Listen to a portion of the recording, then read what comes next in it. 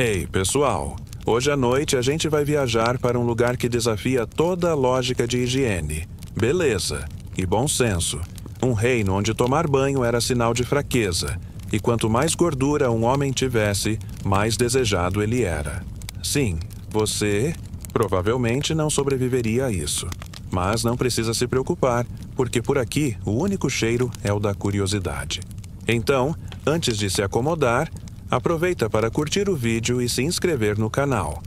Mas só se você realmente gosta do que faço por aqui. Comenta também de onde você está assistindo e que horas são aí na sua cidade. Sempre fico curioso para saber até onde essas histórias viajam. Agora, apague as luzes. Talvez ligue um ventilador para aquele ruído de fundo gostoso e vamos juntos mergulhar devagar nessa viagem de hoje. Imagine um castelo no topo de uma colina úmida, envolto por uma névoa que não era exatamente bruma, mas provavelmente vapor de axilas ancestrais. Esse era o coração de Boforium, o único reino medieval onde desodorante era tratado como feitiçaria e onde os homens mais disputados tinham 3 qualidades: barriga generosa, suor constante e um desprezo absoluto por qualquer coisa líquida que não fosse vinho ou gordura de javali. Dizem que tudo começou com um nobre excêntrico chamado Conde Ulfrid sem toalha. Ele escorregou tomando banho, quase morreu, e desde então jurou nunca mais tocar em água, exceto para beber. Fundou o reino com um decreto real: banho é traição. E quem ousasse tomar um era banido para as terras dos encharcados. Um pântano onde até os sapos tinham melhor cheiro. Por mais absurdo que pareça, a ideia de que gordura era sinal de beleza tem base histórica. Na Idade Média, o sobrepeso indicava riqueza. Quem era gordo comia bem, não trabalhava no sol e tinha status. Mas, em Boforium, isso foi levado a extremos épicos. Os homens competiam para ver quem tinha a maior pança e realizavam torneios de arroto nobre para mostrar vigor interno. Só que o mais curioso era a questão do banho. A água potável era rara e às vezes causava doenças. Muitos acreditavam que se banhar abria os poros para o mal entrar. O medo de morrer limpo fez com que a sujeira virasse escudo espiritual. Em Boforium, isso virou religião. A capital, Gordinópolis, era uma cidade medieval comum, tirando o fato de que o ar parecia uma sopa de cebola velha, queijo vencido e suor ancestral. Tinha placas em cada esquina alertando: se você consegue sentir o cheiro, ainda está vivo. No centro ficava o Templo do Sovaco Eterno, onde monges passavam décadas sem lavar uma parte sequer do corpo. O mais famoso deles, Frade Gordinho da Meia Única, ficou 38 anos sem banho. Diziam que sua presença fazia galinhas desmaiarem a 10 passos de distância, o que, curiosamente, aumentava sua popularidade entre as mulheres. Historiadores, ainda, discutem se esse culto ao fedor era simbólico, ritualístico ou só maluquice mesmo. Alguns acham que era uma forma primitiva de afastar espíritos. Outros dizem que os registros foram exagerados por escribas sarcásticos. Afinal, o único livro que sobrou da época se chama Crônicas do Cotovelo Seboso e foi escrito num pergaminho manchado de gordura. Entre as figuras lendárias do reino, destaca-se o Barão Panzonildo, tão gordo que usava 2 armaduras costuradas e chegava nos bailes puxado por 10 burros. Seu perfume pessoal era uma mistura de alho, gordura de pato e folhas de hortelã vencida. Uma combinação que, segundo relatos, fazia as donzelas desmaiarem de paixão. Ou intoxicação, ainda é debatido. As mulheres de Boforium tinham um ditado popular: quanto mais banha, menos drama. Magros eram vistos como frágeis, inseguros ou, pior ainda, limpinhos demais. Um dos escândalos mais marcantes foi o da princesa Lady Fragrância, que foi excomungada por esconder um sabonete dentro de um livro de orações.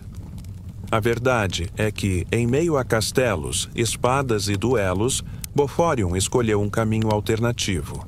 Um reino onde o que importava era a abundância de carne, de gordura e de cheiro.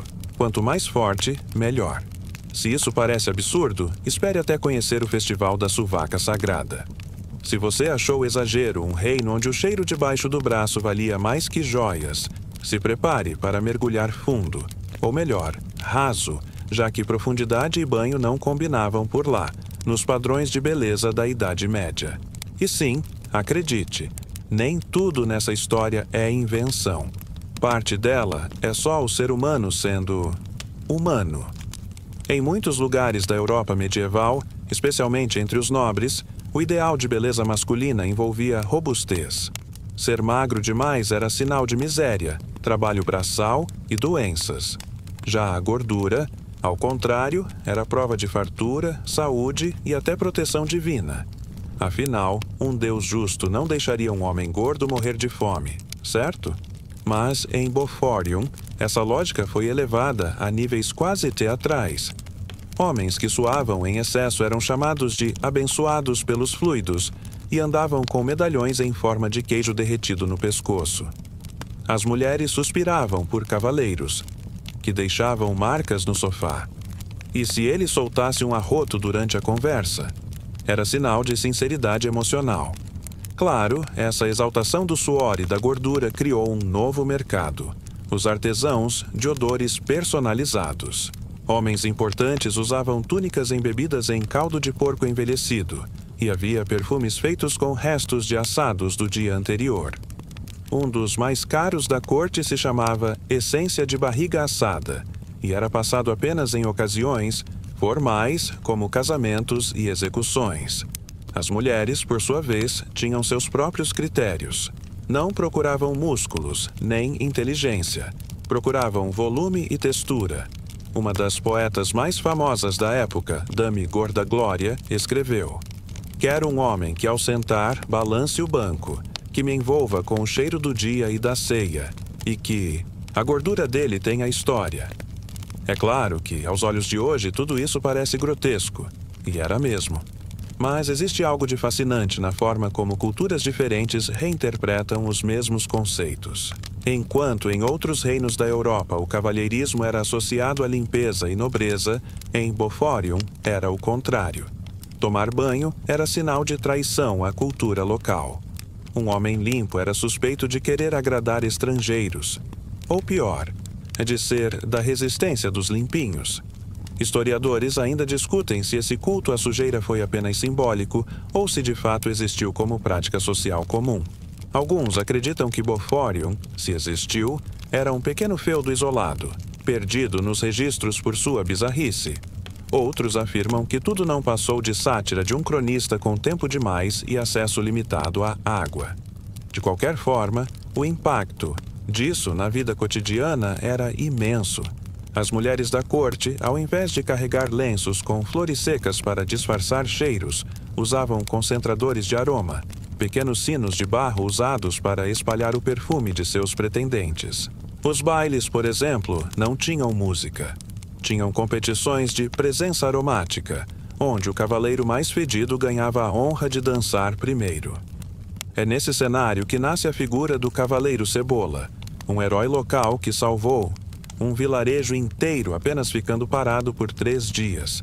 O cheiro fez os invasores recuarem. Seu brasão era uma camisa manchada e seu lema: mais suor, menos dor. As comparações da época beiravam o absurdo. Um homem magro era comparado a um esqueleto com fome, enquanto um homem gordo era descrito como um almofadão de aconchego emocional.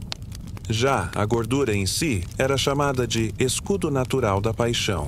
As mães criavam seus filhos para serem desejados desde cedo, evitavam banhos, incentivavam o consumo de tortas 3 vezes ao dia e celebravam quando a camisa começava a criar personalidade. Em festas infantis, os doces eram substituídos por torres de linguiça e os brinquedos mais desejados eram miniaturas de bochechas infláveis. Mas o ponto mais curioso é que tudo isso se sustentava numa crença coletiva de que ser desejado é ser diferente. E em um mundo onde todo mundo tomava banho, os boforianos decidiram feder com orgulho. E é assim que nasce o verdadeiro charme do reino do mau cheiro. Ele não queria agradar ninguém. Queria apenas ser fiel a si mesmo. e a sua gordura. Agora que você já entendeu o que tornava alguém bonito nesse reino, prepare-se para entender por que o banho, além de desnecessário, era considerado perigoso. Se em muitos lugares da Idade Média o banho já era visto com certo receio, em Boforium ele era praticamente um crime. Tomar banho era como trair a pátria com uma barra de sabão. A simples menção a uma bacia com água morna era capaz de silenciar uma taverna inteira. E caso você estivesse pensando em se refrescar num rio, é bom esconder bem essa intenção. No mínimo, te chamariam de herege molhado. A aversão à higiene pessoal não era apenas cultural. Era profundamente ideológica. Existia um medo quase místico da água. Diziam que o líquido abria a alma para os maus espíritos e que o sabão tirava não só a sujeira, mas também a essência masculina. Homens que tomavam banho com frequência eram acusados de enfraquecimento espiritual, esterilidade afetiva e até de flacidez precoce. No centro de Gordinópolis erguia-se o Monumento aos Imundos, uma torre de pedra ornamentada com roupas não lavadas, pingando gordura antiga, erguida em homenagem aos fundadores que nunca viram um balde de água. Era ali que os casamentos mais nobres eram celebrados, entre odores intensos e discursos que exaltavam os poros selados e os sovacos sólidos. Um dado histórico verdadeiro que reforça esse contexto. Durante séculos, europeus realmente acreditavam que o banho frequente enfraquecia a saúde. Em muitos locais, só se lavava o rosto e as mãos. O resto do corpo era ignorado com a mesma tranquilidade com que se ignora uma goteira que já virou parte da decoração. Em Boforium, essa crença virou doutrina. Os médicos da corte recomendavam, no máximo, umidade estratégica com pano seco, e o uso de vinagre era reservado apenas para espantar vampiros, ou sogras, em casos extremos. A corte do Conselho Fedorento, composta por 7 senhores notoriamente cebosos, se reunia uma vez por semana para decidir o limite aceitável de limpeza. Um deles, o temido Lorde Untoso, entrou para a história ao banir todas as fontes da cidade sob o argumento de que água que corre é fofoca líquida. A população aplaudiu de pé, embora alguns desmaiassem logo em seguida. Historiadores ainda discutem se Boforium levava esse banimento de água ao extremo mesmo, ou se era uma representação simbólica de resistência cultural. Teorias modernas sugerem que talvez o povo do reino não tivesse acesso a recursos básicos de higiene e, ao invés de admitir a miséria, transformou a carência em orgulho. Outros acham que tudo começou como uma piada entre nobres que foi longe demais e muito fedida também. A ironia é que quanto mais fedido era o homem, mais honras ele recebia. Os duelos não envolviam espadas, mas sim túnicas usadas por semanas. Quem desmaiasse primeiro, perdia. Um dos campeões mais celebrados, Sir Pinga Axila, venceu 7 torneios seguidos apenas levantando os braços. Diziam que seus pelos possuíam vida própria e sede de batalha. Entre os camponeses, a coisa era levada a sério demais. Surgiram modismos como os colares de queijo, as meias de bacon seco e os gorros aromáticos feitos com pele de porco. Havia, inclusive, um ditado popular: quem se lava da honra. Dito que era repetido como oração antes das refeições, dos casamentos e até das idas ao banheiro, que, por sinal, eram raras e bastante informais. As igrejas de Boforium adaptaram os sermões para reforçar essa ideologia. Em um dos mais famosos, o padre São Gordo de Montefrango declarava que o suor era o óleo da alma e que cada gota escorrida sem água era uma bênção do céu. Foi beatificado após suar tanto durante uma missa que o altar precisou ser evacuado. A resistência existia, claro. Pequenos grupos de rebeldes, os chamados limpinhos, se escondiam nas florestas e organizavam banhos secretos em riachos. Usavam folhas de menta e se reuniam à noite, como se praticassem bruxaria. Quando capturados, eram forçados a andar pela cidade vestidos com lençóis perfumados enquanto a população gritava: "Saboneteiro! Saboneteiro!" O medo do banho era tão arraigado que, em um caso famoso, uma criança caiu em um poço e, ao ser resgatada, foi impedida de se secar. Que a água seque com o tempo, disseram os anciãos. Ela cresceu, virou princesa e teve que provar seu valor pingando por 5 dias antes de ser aceita novamente na corte. Mas o que mais chama atenção nessa história toda é como o medo se transforma em doutrina e a doutrina em cultura. Em Boforium, não tomar banho era mais que um hábito. Era símbolo de orgulho, pertencimento, tradição e, claro, um olfato extremamente treinado. Na próxima parte, você vai conhecer os homens mais desejados do reino, os cavaleiros obesos, perfumados de carne assada, que não precisavam nem falar para conquistar corações. Eles apenas suavam e brilhavam à sua maneira. Agora que você já entendeu que, em Boforium, o banho era tratado como se fosse uma maldição líquida e o cheiro corporal era um patrimônio nacional, é hora de conhecer o que realmente fazia o coração das damas da corte bater mais forte. A gordura. Não qualquer gordura, claro. Estamos falando de uma pança bem posicionada, dobrinhas elegantes e um andar que fazia o chão vibrar com respeito.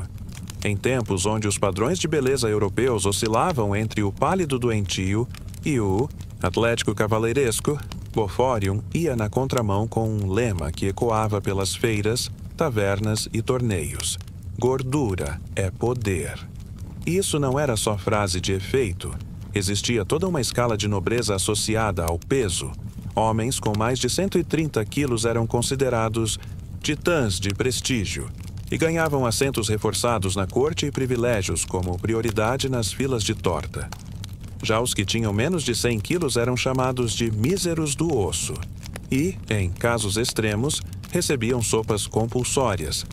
Mas a grande estrela da época foi o lendário Sir Rolando Barriga de Ouro, o cavaleiro mais gordo e cobiçado da história de Boforium. Com 182 quilos distribuídos numa silhueta que parecia ter sido desenhada com pão e queijo, ele usava uma armadura feita com 3 portões fundidos e desfilava pelas ruas montado num boi adestrado. Só seu hálito, dizem, podia amaciar pão velho a 2 metros de distância. As moças, apaixonadas. Um sorriso dele fazia as mulheres se abanarem freneticamente com perus assados, o que se tornou símbolo de flerte na região. Diziam que quando ele arrotava, as flores desabrochavam. Ou morriam, depende da estação. Esse culto à gordura, como símbolo de status, não era tão longe da realidade europeia medieval. Em vários cantos do continente, o corpo rechonchudo era associado à fartura e poder. Pinturas da época mostram nobres roliços com roupas luxuosas, sentados como se fossem parte da mobília. Ter barriga significava que você não precisava correr, trabalhar, carregar sacos nem fugir de nada. Você estava acima disso, literalmente. Historiadores ainda discutem se em Boforium havia realmente uma organização política baseada no IMC ou se isso era apenas uma sátira dos cronistas da época.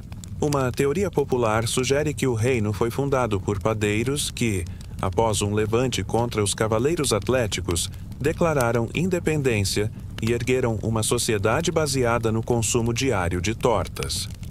Além do corpo avantajado, outro sinal de poder era o brilho da pele, não de hidratação, mas de gordura mesmo. Os homens mais respeitados passavam banha de porco nos ombros antes de eventos públicos. O reflexo ao sol era tão intenso que, certa vez, cegou temporariamente um visitante francês que ousou rir da tradição. E não faltavam expressões locais para enaltecer a gordura. Algumas populares eram: mais dobrinhas, mais destino. A barriga que balança é a que manda. Se não range ao sentar, não merece reinar. Nas festas da corte, os dançarinos mais lentos, ou seja, os mais gordos, eram os mais admirados. A lentidão era interpretada como sabedoria e segurança emocional. Enquanto dançavam, deixavam um rastro de migalhas e suor aclamado como o perfume da estabilidade. As crianças cresciam já sonhando em engordar. Era comum ouvir mães dizendo coisas como: "Come tudo, meu filho. Um dia você será tão cobiçado quanto o tio Bolonhesa." Escolas ensinavam receitas hipercalóricas e os jogos infantis envolviam quem conseguia ficar mais tempo sentado sem se mover. O vencedor ganhava um escudo feito de torta e, claro, havia também os poetas. Do peso, artistas especializados em cantar as glórias das curvas masculinas. Um dos trechos mais famosos, entoado em banquetes, dizia: "Que venha o magro com seu dente limpo, mas que fique longe da minha donzela, pois é no redondo que mora o aconchego e no suor que mora a novela." Sim, era uma época de exageros, mas também era uma época de afirmações culturais ousadas. Em um mundo obcecado por guerras, cruzadas e pestes, Boforium se destacou por sua devoção à pança, ao cheiro e ao repouso glorioso. E você ainda não viu nada. Na próxima sessão, vamos explorar como a arte da conquista amorosa se desenrolava, nesse cenário suado e voluptuoso. Prepare-se para conhecer os rituais de sedução mais fedidos e eficazes da Idade Média. Nesse universo onde a barriga era coroa e o suor, fragrância de prestígio, chegou a hora de explorar um dos aspectos mais fascinantes e talvez mais absurdos de Boforium: seus rituais de sedução. Porque nesse reino, conquistar alguém não dependia de poesia ou flores. Bastava um bom chulé e uma presença marcante, no sentido mais literal possível. Os encontros amorosos seguiam um protocolo bastante diferente dos que conhecemos. Em vez de um jantar à luz de velas, o costume era um banquete aromático, onde os homens se apresentavam às damas com roupas usadas por pelo menos 15 dias seguidos. Quanto mais impregnadas de gordura e suor, melhor. As roupas eram consideradas marcadores de masculinidade, e existiam até catálogos para mulheres escolherem os trajes que queriam cheirar antes de conhecer o pretendente. O item mais cobiçado nesses encontros era o lencinho de sovaco, um pedaço de pano estrategicamente posicionado sob o braço do cavaleiro durante o verão. As mulheres avaliavam o cheiro, a consistência do tecido e até a cor da mancha. O mais escuro geralmente ganhava mais pontos, e você aí achando que o cupido usava flechas. Na ausência de desodorantes, os boforianos desenvolveram verdadeiras poções de atratividade. Uma das mais populares era feita de alho esmagado, gordura de pato, ervas esquecidas e vinho azedo. Essa mistura era esfregada atrás das orelhas e entre os dedos do pé para potencializar o efeito. Diziam que aumentava o carisma em até 12 metros de distância. E, de fato, pessoas já desmaiaram nesse raio. Esse tipo de sedução parece estranho hoje, mas lembre-se, na Idade Média, perfumes e banhos regulares eram raros mesmo nos reinos mais refinados. O olfato estava acostumado a outros padrões. As pessoas não apenas toleravam odores fortes, como muitas vezes os associavam à virilidade, trabalho árduo e espiritualidade. Em Boforium, isso virou arte. Um fato curioso: havia uma dança tradicional chamada Giro da Suvaca, realizada durante festivais de acasalamento. Era uma coreografia lenta, onde o homem rodava com os braços erguidos, e a mulher precisava resistir ao odor o maior tempo possível sem desmaiar. Era um teste de compatibilidade. Quem desmaiasse primeiro, perdia. Mas, se ambos resistissem, era amor verdadeiro, ou perda olfativa permanente. Claro que, como tudo em Boforium, os exageros eram celebrados. Uma vez por ano, durante o festival das essências viris, os homens mais suados desfilavam pela praça central, com capas feitas de tecidos nunca lavados e coroas de bacon frito. As mulheres ficavam em arquibancadas, jogando flores e pedaços de torresmo para seus favoritos. Um cavaleiro vitorioso geralmente saía dali comprometido com a bênção do padre e da própria axila. E se engana quem pensa que era uma prática leviana. Havia manuais de etiqueta romântica com títulos como Como Enfeitiçar com a Gordura e Segredos do Chulé Emocional. As moças os liam com atenção e aprendiam a identificar os 7 cheiros do compromisso, da cera de orelha sincera até o suor das costas comprometido. Historiadores ainda discutem se esse tipo de flerte realmente ocorreu ou se era parte de rituais teatrais da época. Alguns dizem que existiam registros similares em feudos do norte da Alemanha, onde o cheiro corporal também era valorizado em cerimônias de casamento. Outros defendem que tudo não passa de exagero narrativo, mas admitem que há indícios de festivais dedicados à masculinidade aromática.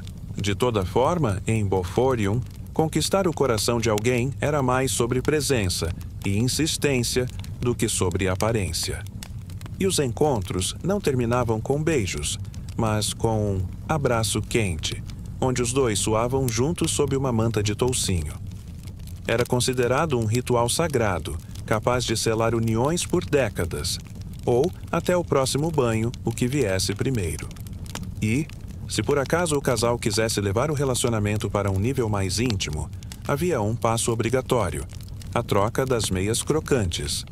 Usadas por semanas, elas simbolizavam confiança, entrega e, claro, resistência nasal.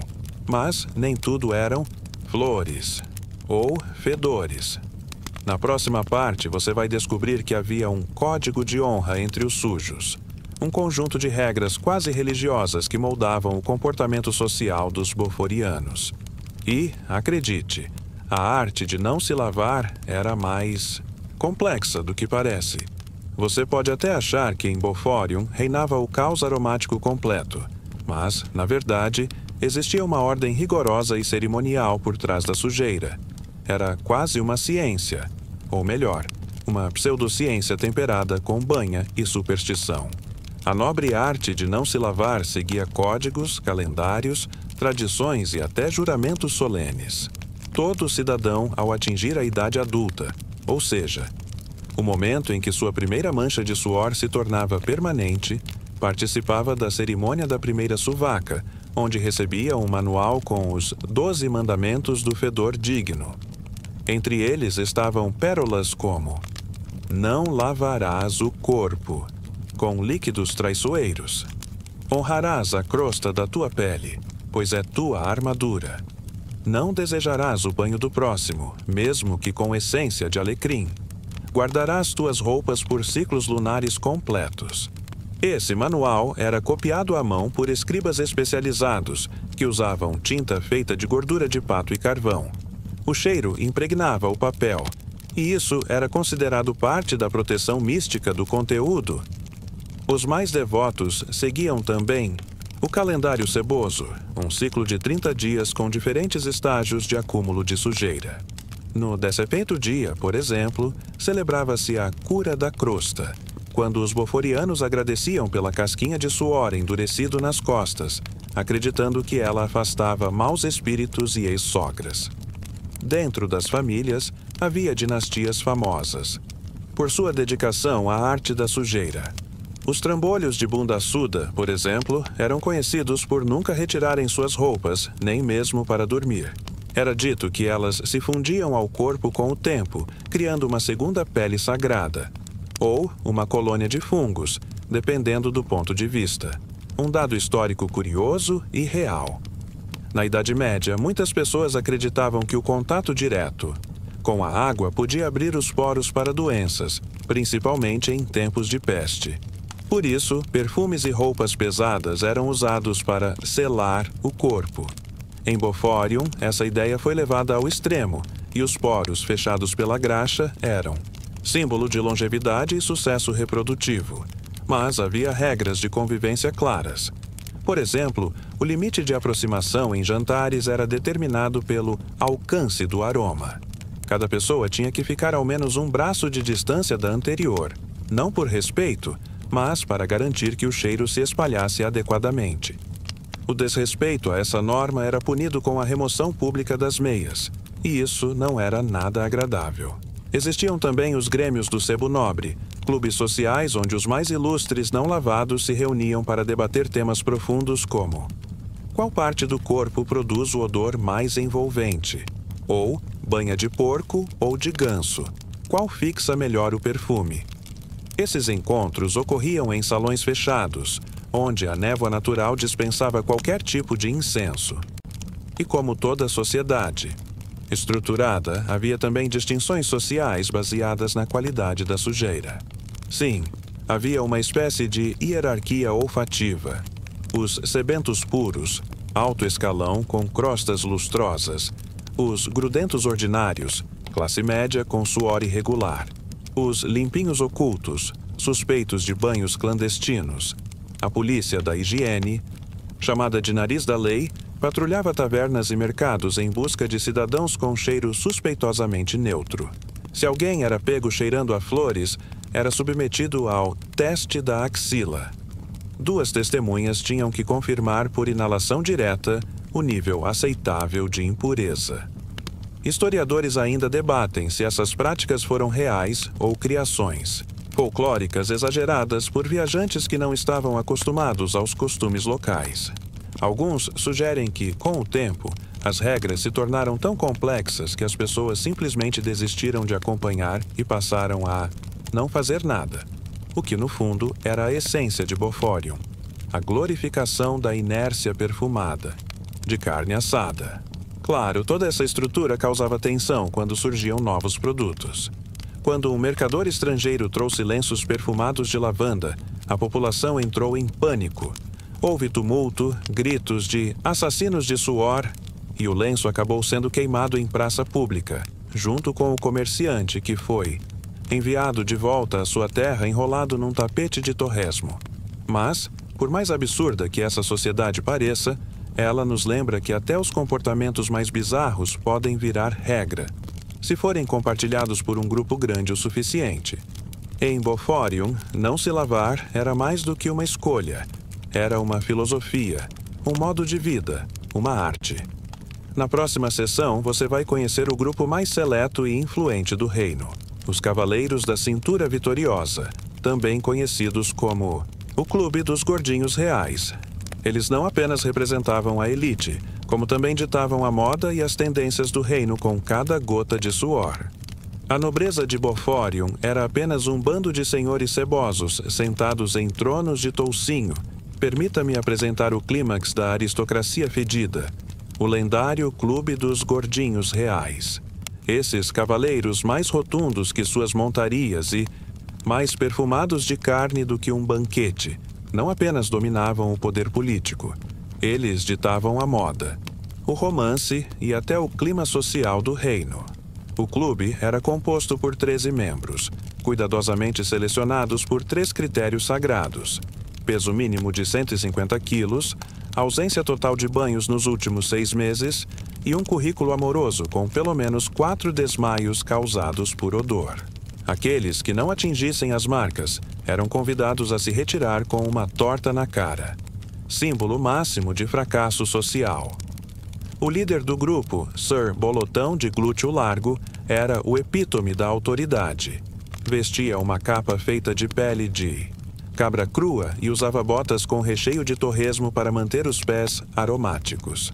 Seu trono era uma poltrona de presunto defumado que, segundo boatos, afundava lentamente a cada nova reunião. E ele gostava disso. Dizia que era o peso da liderança. O clube se reunia todas as quartas no Salão da Banha, um espaço circular com um buraco no teto. Não por arquitetura, mas porque a concentração de suor tornava impossível respirar. Sem ventilação extra. Lá, discutiam temas como a nova tendência de sandálias com gordura, ou qual queijo deve inspirar o perfume da primavera. As decisões viravam lei no dia seguinte, sem contestação. Afinal, ninguém discutia com homens que podiam bloquear uma porta com a própria barriga. Nas cerimônias oficiais, esses cavaleiros desfilavam em procissões montados em bois e vacas, ornamentados com panos engordurados. As ruas eram cobertas com pão amanhecido para acolher seus pés, e as donzelas jogavam cebolas como sinal de respeito, e para tentar competir no jogo aromático. Vale lembrar que, mesmo nos reinos medievais reais, a obesidade era muitas vezes associada à nobreza e ao poder. Comer muito e bem era sinal de fartura. e corpos avantajados eram considerados desejáveis, principalmente entre os homens. Em Boforium, esse ideal se transformou numa verdadeira mitologia social. Historiadores ainda debatem a origem do clube. Alguns sugerem que começou como um grupo de ex-cavaleiros aposentados que ganharam peso após a Paz do Bacon, um tratado lendário que encerraria a Guerra das Calças Estouradas, conflito interno causado por escassez de roupas reforçadas. Outros acreditam que o clube foi criado por um padeiro obeso que convenceu o rei de que ser pesado era um dom espiritual. Dentro do grupo, existiam títulos específicos que refletiam os talentos de cada membro. Conde das Dobradiças, responsável por avaliar os sons dos joelhos ao sentar. Marquês do Suor Ritual, preparava poções para manter o brilho na testa dos membros. Duque do Fedor Raro, considerado um mestre na arte de combinar odores de queijo e cebola.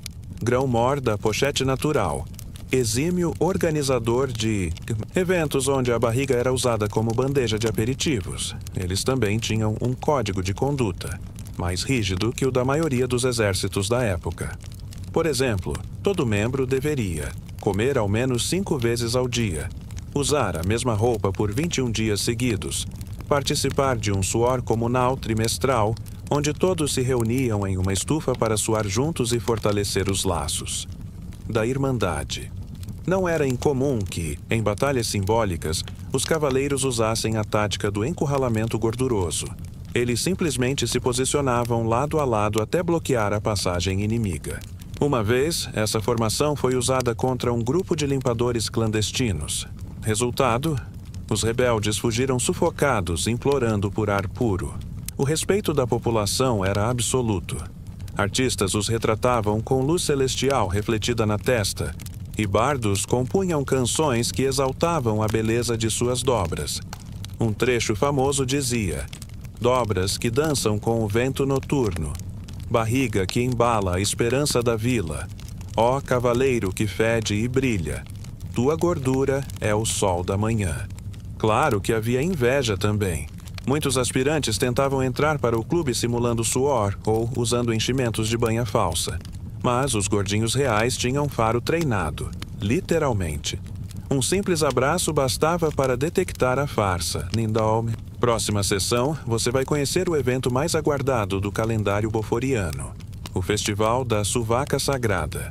Um espetáculo de tradição, paixão e desodorante proibido. Prepare-se para testemunhar o ápice do orgulho ceboso de Boforium. O glorioso, o inigualável, o totalmente insuportável Festival da Suvaca Sagrada. Um evento anual que reunia toda a população em êxtase, ou desmaio coletivo, para celebrar aquilo que para qualquer outro reino medieval seria motivo de banimento: o suor intenso, o cheiro encorpado e o desodorante. Proibido por lei. O festival acontecia no auge do verão, quando o calor e a fermentação natural dos corpos estavam no ponto certo. As ruas eram decoradas com faixas de tecido usadas, restos de sanduíche esquecidos em bolsos e, claro, esculturas, feitas de meias endurecidas. Era como um Natal da podridão, só que com mais queijo e menos pinheiro. A abertura do evento era sempre marcada pelo ritual chamado Erguida do Sovaco Ancestral, onde o cavaleiro mais fedido do ano subia, no topo da torre do castelo, e levantava os braços em direção ao sol. Ao fazer isso, a multidão abaixo gritava em uníssono: "Que viva o cheiro!" e jogava frutas passadas em sinal de reverência. Em seguida, iniciava-se a Maratona do Odor, uma espécie de desfile onde os concorrentes caminhavam lentamente pelo mercado central, exibindo suas roupas não lavadas e a consistência da mancha embaixo do braço. O mais votado pela plateia ganhava o título de Axila de Ouro e tinha o privilégio de dormir com o manto real. Um manto que ninguém lavava há 3 gerações.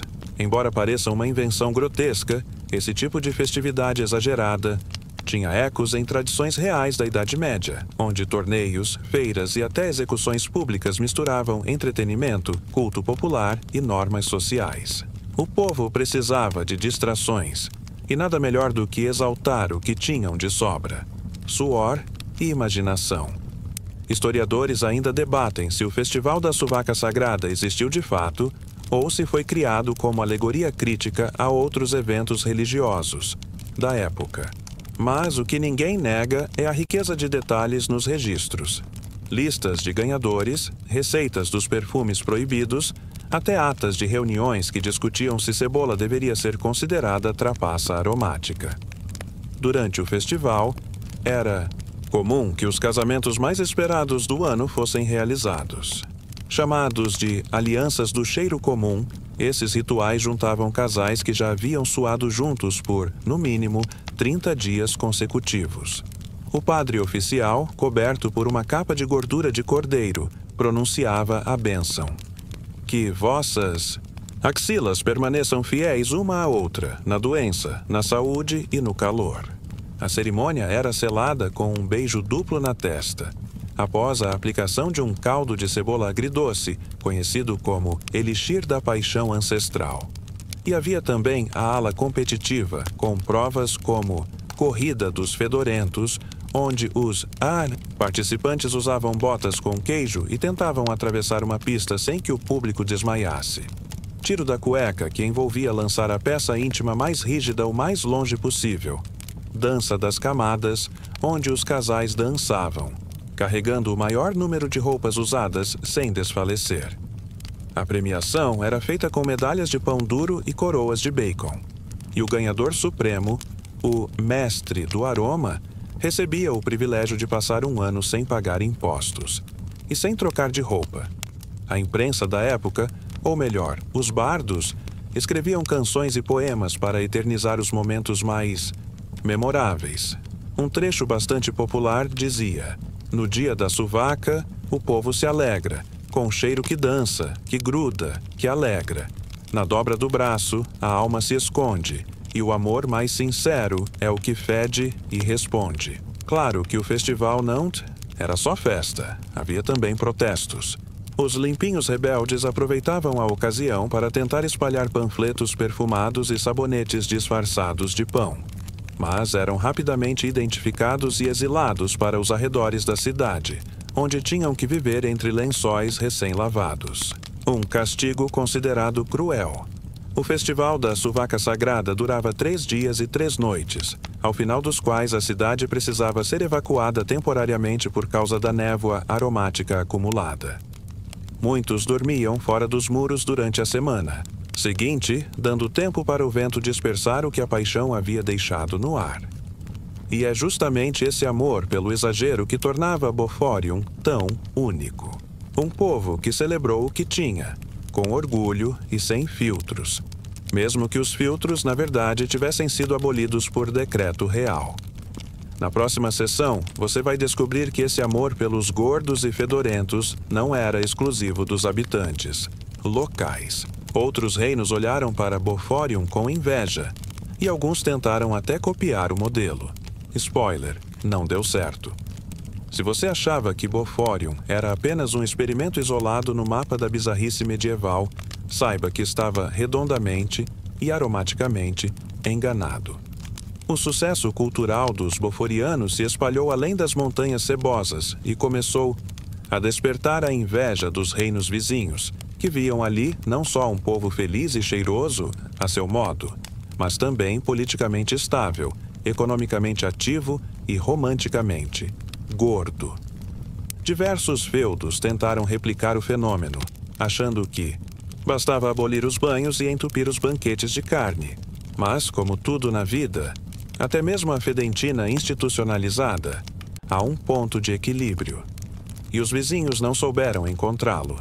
O primeiro a tentar copiar foi o Reino de Lavadel, uma nação obcecada por asseio, onde os soldados tomavam banho 2 vezes por dia e os reis perfumavam até o selo das cartas. Quando o rei Lavandrico ouviu falar que, em Boforium, os gordos suados eram tratados como semideuses, decidiu lançar uma nova campanha de imagem. Mais gordura, menos frescura. Importou receitas de tortas e baniu sabonetes. Porém, a transição foi um desastre. O povo, desacostumado com odores naturais, entrou em colapso. Os soldados desmaiaram no primeiro desfile fedorento. e a rainha fugiu com um vendedor de incenso. Historiadores ainda discutem se essa tentativa fracassada foi motivada por ambição política ou por puro desespero matrimonial do rei Lavândrico, que não suportava mais ser chamado de cheiroso, frouxo, pelas outras cortes. Outros reinos tentaram algo mais sutil. No feudo de Brunélias, um grupo de nobres criou o movimento Axila Leve, tentando introduzir o conceito de charme suado aos poucos. Fizeram bailes onde os convidados eram proibidos de lavar os pés por uma semana, e os músicos usavam palhetas, untadas em manteiga. O problema? Ninguém conseguia dançar. O chão virou um campo minado de escorregões. Em contrapartida, Bofórion aproveitava a fama. Enviava embaixadores cheios de orgulho e cebola para ensinar os costumes locais. Um dos mais célebres foi Sir Gorgulho Barriguinha, que viajou por 3 reinos carregando um baú de roupas não lavadas como kit diplomático. Foi recebido com aplausos até que a corte começou a espirrar. Ainda assim, muitos consideraram uma honra desmaiar ao lado de uma lenda. Enquanto isso, os bardos de Bofórion começaram a exportar canções como Suor do Amor e Fedorosa Paixão, que viraram febre em tavernas estrangeiras. Uma moda temporária se espalhou. Jovens de outros reinos começaram a simular chulé com ervas, fermentadas para parecer mais boforianos. Era o equivalente medieval de usar camiseta de banda que você nunca ouviu.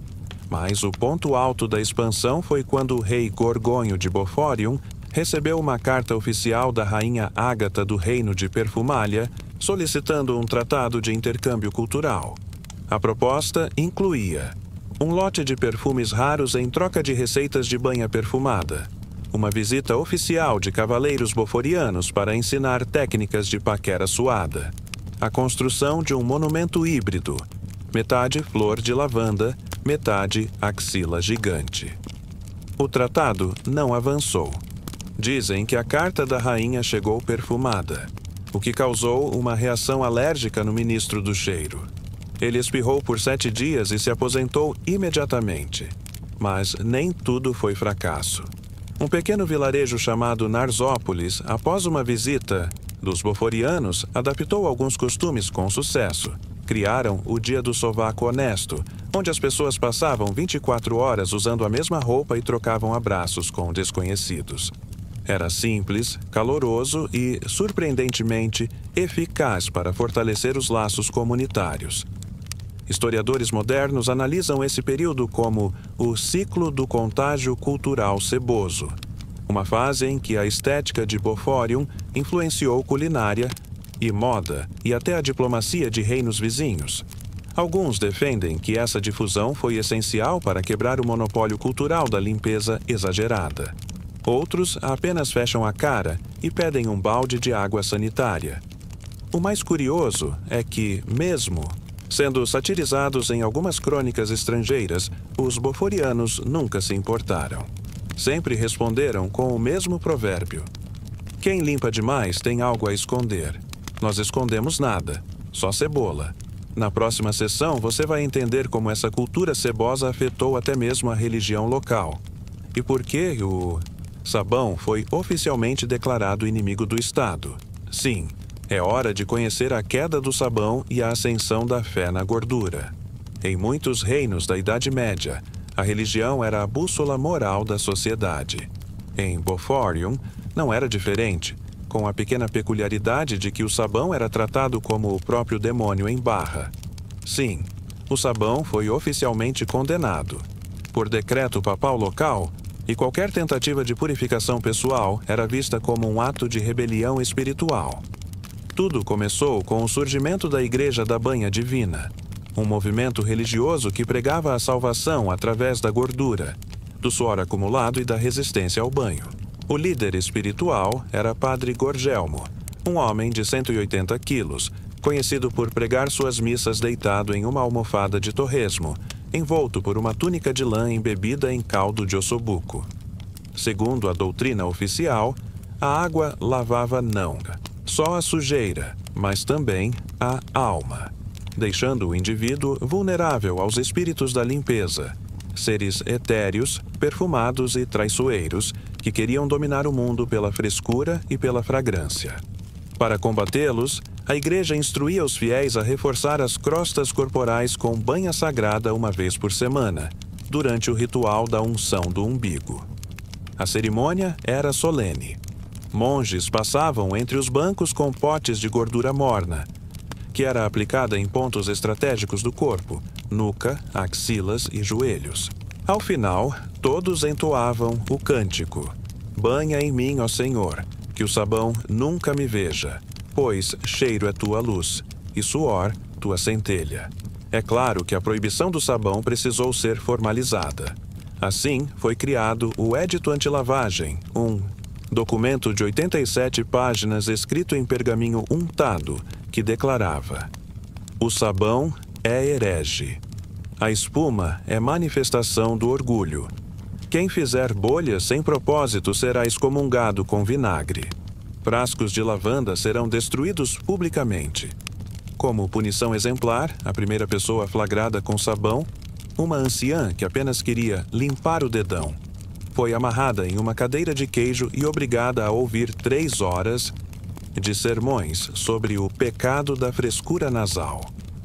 Historiadores ainda discutem se o movimento religioso realmente condenava a higiene por convicção espiritual ou se era uma forma de manter o povo unido sob uma cultura comum e, claro, facilmente identificável a quilômetros de distância.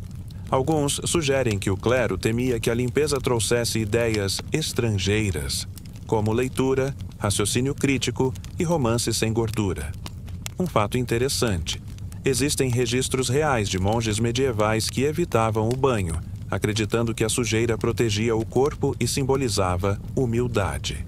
Em Boforium, esse pensamento foi institucionalizado com tanto zelo que surgiu até um sacramento alternativo: a confissão da roupa repetida, onde fiéis relatavam quantos dias usaram a mesma roupa e eram elogiados com grunhidos de aprovação pelo padre. Para manter a ordem, a Inquisição olfativa patrulhava vilarejos em busca de fragrâncias suspeitas. O líder do grupo, irmão Roncônio, era conhecido por seu faro aguçado. Dizia-se que conseguia detectar perfume a 30 metros e suor falso a 15. Quando encontrava algo suspeito, colocava o indivíduo em julgamento popular. O veredito era decidido, com base na intensidade do cheiro dos pés. Além da vigilância interna, havia também restrições comerciais. Importar sabonetes era proibido. Comerciantes estrangeiros, ao entrar em Boforium, eram obrigados a mergulhar suas mercadorias em gordura antes de vender. Alguns recusavam. Outros acabavam gostando.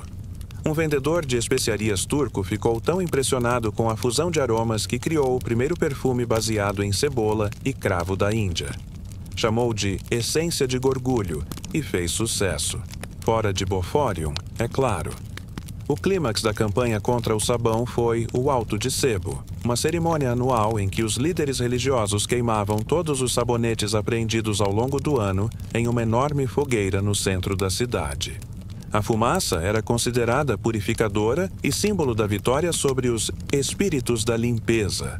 A multidão aplaudia, coberta por capas engorduradas, enquanto cantava: Lava quem quer perecer, sujemos para renascer.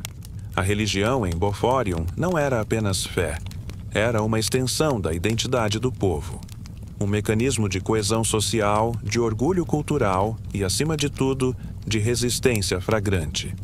Porque, para eles, cheirar mal era cheirar a tradição, a pertencimento, a história. Mas, como toda grande convicção, essa também enfrentaria desafios. Na próxima sessão, vamos entender como a chegada de doenças e epidemias alterou, ou reforçou, a visão cebosa do mundo. E prepare-se. As pestes só tornaram os boforianos mais irresistíveis. Diante da chegada de doenças, epidemias e pestes, Boforium finalmente teria repensado sua aversão ao banho, ao sabão e à brisa perfumada. Mas não. Os boforianos não só mantiveram suas práticas, como as intensificaram. Porque, segundo eles, ficar doente era sinal de virilidade e sobreviver fedendo, um ato quase divino.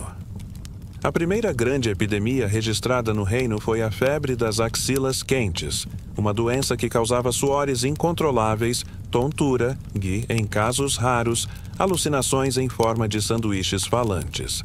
Ela chegou pela fronteira sul, trazida por um grupo de comerciantes que vendiam perfumes clandestinos escondidos em odres de vinho. Os boforianos, ao invés de se afastar, abraçaram os infectados, literalmente, como se fossem santos vivos. Afinal, quem suava mais estava mais conectado ao plano gorduroso da existência. Os curandeiros da época, conhecidos como gordomédicos, não indicavam repouso ou chás, mas sim sessões de suor coletivo em tendas abafadas com carnes defumadas penduradas no teto. O cheiro, segundo eles, confundia os micro-organismos. A ciência moderna pode ter dúvidas, mas em Boforium, se um cheiro forte não curava, ao menos distraía da dor. Durante essas epidemias, muitos reis e líderes de outros reinos optaram por isolamento e limpeza rigorosa. Em Boforium, a resposta foi o contrário. Instituíram o mês do corpo livre, onde era proibido trocar de roupa. Isso mesmo, 30 dias, mesma túnica, mesmo lençol, mesmo chapéu, tudo em nome da imunidade ancestral. É verdade que, em alguns momentos, a taxa de mortalidade subiu perigosamente, mas os sobreviventes eram tratados como heróis e os escolhidos da banha. Eles recebiam medalhas de toucinho e ganhavam prioridade na fila do casamento. Afinal, sobreviver a uma epidemia cheirando a queijo era considerado o novo padrão de beleza extrema. Historicamente, isso não é tão absurdo quanto parece. Na Europa medieval, durante surtos de peste, muitos acreditavam que o cheiro ruim afastava os maus ares. Usavam roupas recheadas com ervas podres, máscaras de couro e evitavam água por medo de abrir os poros às doenças. Em Boforium, essa lógica foi apenas aperfeiçoada. Historiadores ainda discutem se a associação entre doença e sensualidade em Boforium surgiu por acaso ou foi construída como uma espécie de mecanismo de coping coletivo. Alguns sugerem que, diante da inevitabilidade da morte, os boforianos optaram por transformar o sofrimento em símbolo de poder.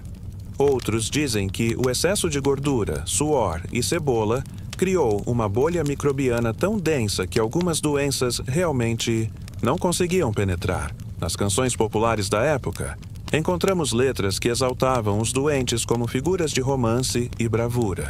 Se sua febre faz a tenda suar e seu hálito ferve o jantar, és meu herói, meu pão mofado, te amo mesmo meio infectado.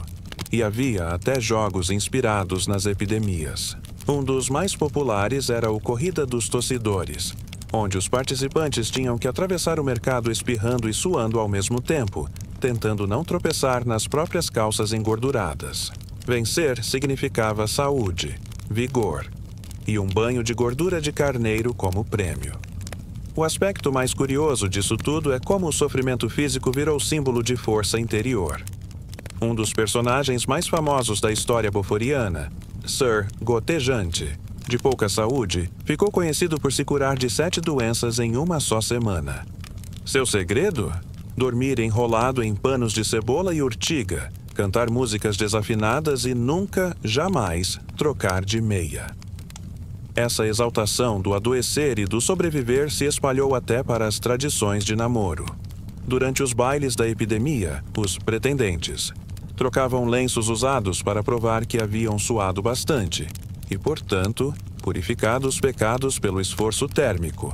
Era comum ouvir elogios do tipo: "Nossa, seu hálito tá quente", e sincero. A fé da Igreja da Banha Divina também se adaptou. Criou-se o culto aos santos febris, mártires que morreram fedendo heroicamente. Uma das figuras canonizadas foi Santa Maria da Garganta Suada, padroeira das tosses românticas e dos namoros durante surtos. Sua imagem era sempre representada com a testa molhada e um sorriso febril. Mas nem tudo era riso e suor. Com o tempo, mesmo os boforianos começaram a se perguntar: até que ponto a gordura, o cheiro e as doenças podiam andar juntos? E embora eles não tenham mudado de comportamento imediatamente, o debate começou a circular. Aos cochichos, nos becos, longe dos ouvidos perfumados do clero. Na próxima sessão, vamos conhecer a parte mais sensível dessa história cebosa. Os artistas que eternizaram a paixão pelo suor. Os poetas da Gordolândia. Porque, até mesmo num reino onde o sabonete era crime, o amor ainda rimava com coxa de frango. Até aqui, você já viu que em Boforium a gordura era nobreza, o suor era espiritualidade e o sabão um inimigo público. Mas nenhuma sociedade sobrevive apenas com decretos, festivais e axilas glorificadas. Era preciso mais. Era preciso arte. E assim surgiram os eternos poetas da Gordolândia, homens e mulheres que transformaram suor em verso, banha em metáfora e fedor em paixão. Esses poetas não recitavam sobre flores, estrelas ou suspiros, a menos que fossem suspiros de falta de ar durante um abraço aromático. Suas rimas falavam de pele colante, de dobras dançantes e de perfumes de cebola em noites de verão abafadas. Eles eram os bardos da crosta emocional, os trovadores do sovaco apaixonado. Um dos mais famosos foi Sir Bofudo, das estrofes gotejantes, cuja obra-prima, Soneto à Cintura Quirrante, virou canção popular nas tavernas e era cantada em coro nos jantares da nobreza. Dobra que balança com ritmo quente, barriga que brilha no luar pingado. Teu cheiro me guia feito cão. Contente e mesmo entupido, sigo apaixonado. Não demorou para que a poesia se tornasse uma ferramenta social poderosa. Moças declaravam seu amor com bilhetes impregnados de banha perfumada. Rapazes respondiam com trovas feitas em pergaminhos manchados de torresmo. Uma rima bem composta. Valia mais que uma herança. Afinal, dinheiro compra comida, mas só um bom poema conquista um coração ceboso. Existiam escolas de poesia com especializações temáticas. Axilar lírica, focada em poemas sobre os cheiros do amor. Verso de dobra longa, onde cada estrofe imitava o movimento de uma barriga em repouso. Trovas de fungo, com metáforas inspiradas nos líquens que cresciam em roupas antigas. E como toda arte, havia também os críticos, os narizes, literários. Eram anciãos que julgavam poesias com base no equilíbrio entre métrica, emoção e odor. Um bom poema precisava vir dobrado em um pedaço de roupa usada. Quanto mais intenso o cheiro, maior o impacto emocional. Historiadores ainda discutem a função social desses poetas. Alguns acreditam que eles foram essenciais para manter o moral da população durante épocas difíceis, especialmente nas epidemias e nos verões mais quentes, quando abraçar alguém significava suar por 3. Outros afirmam que os poetas da Gordolândia foram instrumentos do clero, usados para transformar suor em símbolo romântico e evitar revoltas de pessoas mais limpinhas.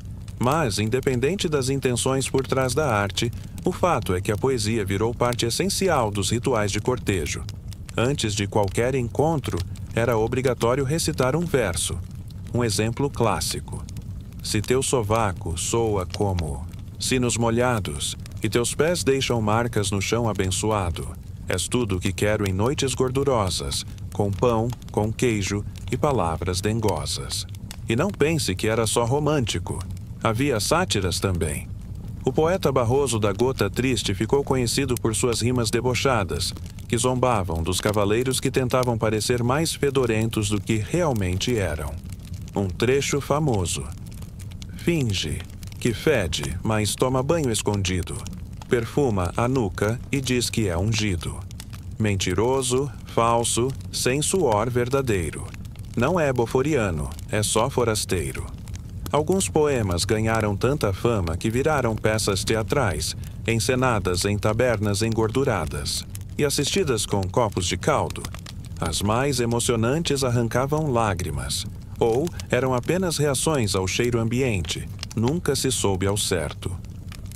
Auge da poesia boforiana foi o Festival da Rima Cheirosa, evento anual onde poetas competiam em duelo lírico diante da multidão. Cada um recitava seu poema enquanto balançava um pedaço de roupa suada sobre a plateia. O vencedor era aquele que arrancasse o maior número de suspiros, ou desmaios. O prêmio: uma caneca de gordura eterna, um objeto simbólico que nunca era lavado, mas também nunca secava, passando de poeta em poeta como totem sagrado. É curioso notar como, em Boforium, a arte não era separada do corpo. Ela emanava dele. Cada dobra, cada gota de suor, cada cheiro era um instrumento, um pincel, uma nota. A poesia era uma celebração da imperfeição física e da intimidade suada que unia o povo. Na próxima sessão, veremos que nem todos estavam satisfeitos com essa hegemonia. Surgiram os limpinhos, um grupo de rebeldes que acreditava em água corrente, roupas secas e até, ouso dizer, perfume floral. Eles tentaram desafiar o império da gordura. E foram ridicularizados, é claro. Nenhuma civilização dura para sempre sem um pouco de oposição. E em Boforium, onde a gordura era lei, o suor era bênção e o sabão era crime, surgiu um grupo que ousou levantar uma barra de sabão contra a maré. Os limpinhos. Eram poucos, discretos e cheirosos demais para o gosto popular, mas estavam decididos a desafiar os dogmas do Império Ceboso. Eles queriam um mundo novo. Um mundo com toalhas limpas. Os primeiros limpinhos apareceram em becos silenciosos, lavando os pulsos, com água da chuva e trocando camisas antes que a crosta se formasse. Usavam termos estranhos como arejamento íntimo e toalhinha úmida, coisas que soavam ofensivas aos ouvidos boforianos. Eles não cuspiram na bandeira do reino, mas a perfumaram. E isso foi visto como sacrilégio. A célula inicial dos limpinhos era composta por artesãos, alguns estudantes de poesia decepcionados com o excesso de gordura nos versos e uma ex-monge rebelada, Madame Jasmine, que declarou: Deus não quis que os poros fossem tampados, mas que respirassem. Essa frase causou escândalo, não pela heresia, mas pela fragrância de lavanda que veio junto com a fala. Para se protegerem da perseguição, os limpinhos se reuniam em locais secretos, cavernas ventiladas, pátios escondidos com bicas de pedra, ou, o mais ousado, nos fundos de uma lavanderia abandonada chamada o Canto da Túnica Livre. Lá, praticavam o que chamavam de banho discreto, molhar discretamente partes do corpo sem fazer barulho ou levantar vapor. Eram sessões silenciosas, em fila, com toalhas reaproveitadas, e depois de cada banho, um juramento sussurrado, que nunca cheiremos mais forte do que pensamos. Mas eles não queriam apenas se lavar. Queriam reformar a sociedade. Queriam que o sabão fosse perdoado, que a crosta deixasse de ser símbolo de status e que a gordura voltasse a ser apenas um complemento no jantar, não no romance. Propunham até um código higiênico de convivência, com diretrizes pacíficas, como banhos semanais para todos sem julgamento, roupas novas a cada lua cheia, perfumes apenas à base de ervas locais. Claro, isso era praticamente uma declaração de guerra. Os poetas da Gordolândia escreveram versos ácidos contra eles. O mais famoso dizia: limpinho, é fraco, é vazio, é traição, cheira a flor, mas fede ao coração. Que viva o sebo, que morra a toalha. Aqui, perfume só se for de galinha palha. A igreja rapidamente condenou os limpinhos. O padre Gorgelmo afirmou que limpeza em excesso é caminho reto para o inferno perfumado. O clero organizou patrulhas chamadas de Narizes da Fé, que cheiravam suspeitos nas tavernas e puniam quem demonstrasse sinais de frescor. Mesmo assim, os limpinhos conseguiram alguns avanços. Em pequenas vilas afastadas do centro de Gordinópolis, começaram a surgir fontes restauradas, panos secos no varal e até crianças que conheciam o conceito de roupa do dia seguinte. Um escândalo. Historiadores ainda discutem se os limpinhos eram um movimento político, filosófico ou apenas um punhado de pessoas desesperadas por um banho. Alguns acreditam que o grupo tenha se originado de influências estrangeiras, trazidas por viajantes de reinos limpos. Outros dizem que sempre existiram boforianos insatisfeitos, mas que até então tinham medo de demonstrar. O auge da rebeldia dos limpinhos aconteceu durante a edição do Festival da Suvaca Sagrada, quando invadiram a praça central e borrifaram um líquido aromático no ar. Era chá de hortelã com vinagre de maçã. O cheiro foi tão chocante que metade da plateia desmaiou e a outra metade se ajoelhou pedindo perdão. Os limpinhos foram capturados imediatamente e submetidos ao ritual da reaceitação cebosa. Tiveram que rolar em um barril de banha e repetir 13 vezes: "Eu sou um com meu cheiro". Depois disso, o grupo foi obrigado a viver em exílio. Não muito longe, mas em áreas afastadas, onde o vento levava o cheiro para longe. Por ironia do destino, muitos boforianos começaram a frequentar essas áreas sem querer, atraídos pela leveza do ar e a sensação misteriosa de poder respirar sem tossir. Aos poucos, a ideia de que talvez fosse possível feder um pouco menos começou a circular. Ainda com vergonha, claro. Os limpinhos nunca tomaram o poder, nunca fundaram um novo reino, nem aboliram a banha. Mas deixaram uma marca invisível, e não aromática, na história. Uma semente de dúvida, um leve cheiro de mudança no ar abafado. Na próxima sessão, você verá o que aconteceu quando essa semente germinou. Quando o cheiro da revolução encontrou o cheiro da derrota. Porque até os reinos mais suados têm um fim. E em Boforium, o fim chegou com uma visita inesperada e uma gota de sabão. E então, depois de séculos de suor glorificado, banha institucionalizada e poesia cebosa, o destino de Boforium balançou, por causa de uma visita inesperada. Um navio estrangeiro, vindo de um reino distante e de hábitos higiênicos quase ofensivos ao olfato local, ancorou na Baía da Cebola. E com ele, sem intenção, veio o fim da era do fedor sagrado. O navio chamava-se Espuma da Aurora e trazia a bordo uma delegação de diplomatas, artistas e comerciantes do reino de Lavandalha. Gente perfumada, bem penteada e tão desavisada quanto um pão recém-assado em uma feira de queijo azul. Ao descerem no porto, exalaram no ar o que os boforianos só conheciam por lendas: cheiro de limpeza. Foi um choque. Pescadores desmaiaram, crianças choraram, e um porco fugiu em pânico após inalar uma onda de fragrância cítrica. O prefeito de Gordinópolis, Sir Tontolão das Axilas, tentou conter a comoção declarando que o cheiro era obra de bruxaria estrangeira. Mas a curiosidade já tinha se espalhado, literalmente. Entre os produtos trazidos pelos viajantes estava um pequeno frasco, redondo, com tampa dourada e rótulo florido. Um frasco de sabão líquido. Era bonito, reluzia. E, pior, ainda cheirava bem. No início, os boforianos reagiram com desprezo. A igreja classificou o objeto como relíquia da perdição. Poetas compuseram versos ofensivos ao frasco: cheiro de limão, alma de traição. E o Conselho dos Gordinhos Reais decretou estado de alerta aromático. Mas havia algo naquele frasquinho que intrigava. Ele parecia refrescante. E então aconteceu o momento mais simbólico de toda essa história de Boforium. Uma criança, filha de 2 limpinhos exilados, aproximou-se do navio, pegou o frasco deixado no cais e espalhou uma gota na própria mão.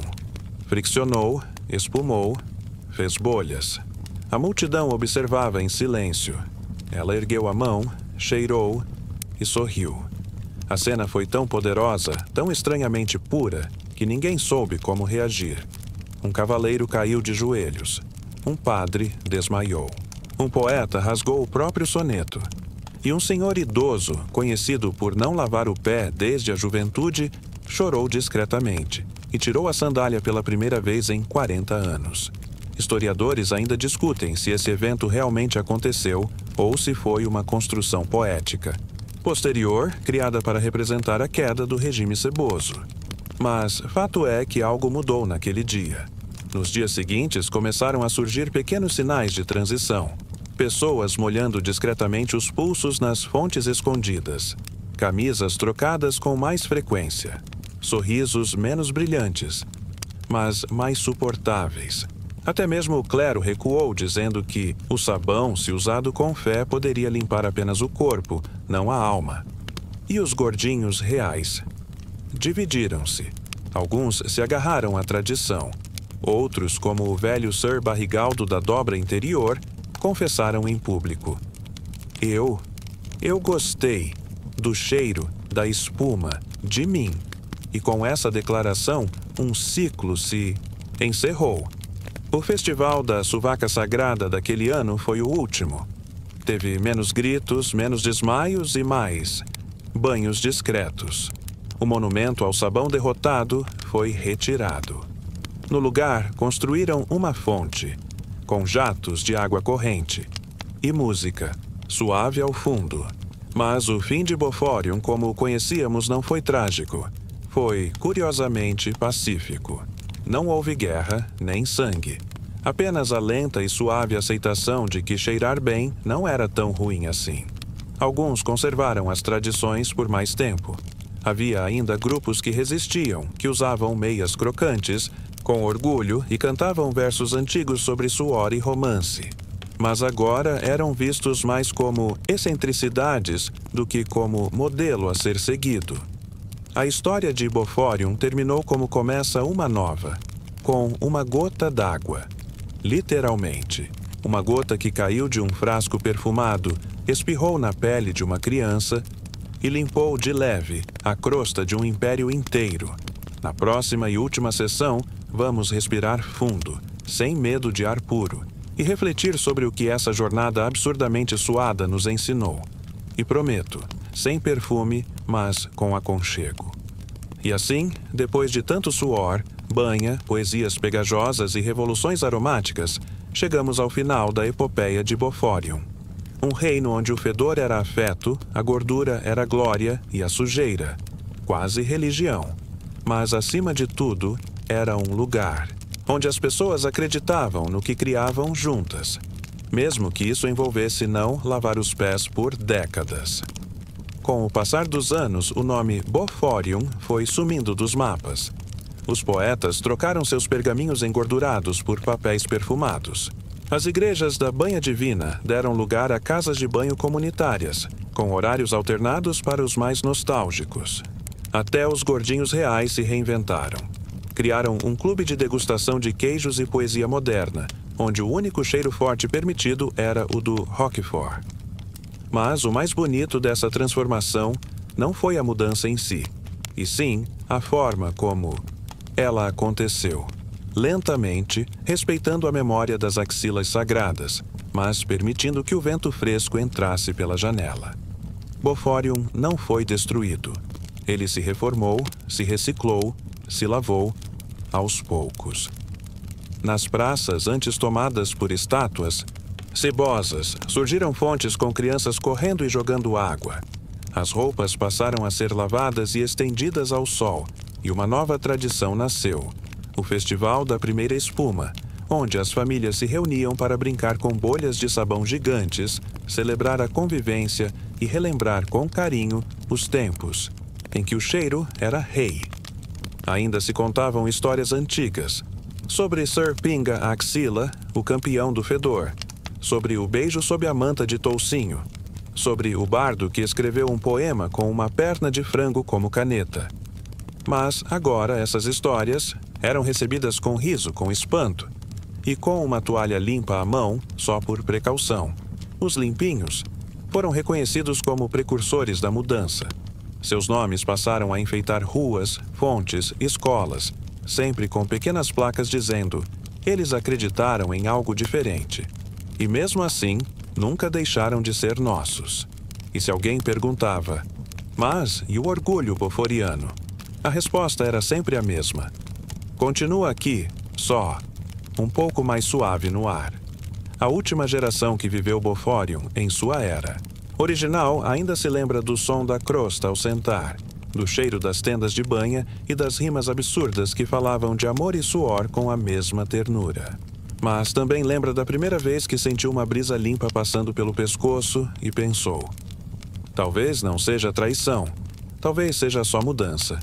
E como toda boa história, Boforium nos deixa uma lição. Ou talvez só uma reflexão. Perfumada. Não importa o quanto você fede, o quanto resiste, o quanto sua tradição pesa no corpo. Um dia, até a crosta mais grossa pode se desfazer com uma gota. De água, de coragem, de sabão. Agora, feche os olhos. Imagine uma praça ensolarada, com roupas limpas dançando no vento e risos leves no ar. Imagine o cheiro da infância, da leveza, do recomeço. Nada muito forte, apenas limpo o suficiente para respirar com calma.